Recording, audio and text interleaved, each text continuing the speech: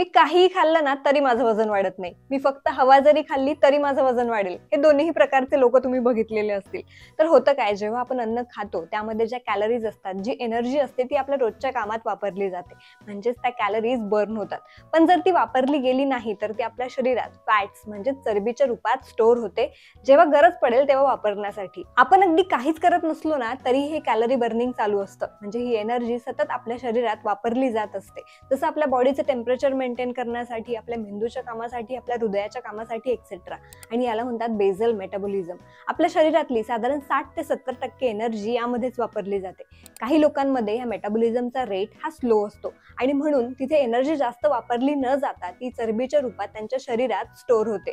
तर काही लोकांमध्ये हा मेटाबॉलिझमचा रेट हा फास्ट असतो आणि म्हणून ती स्टोअर न होता ती कंटिन्युअसली वापरली जाते. आणि म्हणून जर तुम्ही असे लोक बघितले तर ते बारीक असतात, त्यांच्या शरीरात उष्णता जास्त दिसून येते. तसंच हे हायपर ऍक्टिव्ह आणि ओव्हर थिंकरही तुम्हाला दिसू शकतात. तुम्ही कोणत्या कॅटेगरीत येतात मला कमेंटमध्ये नक्की सांगा.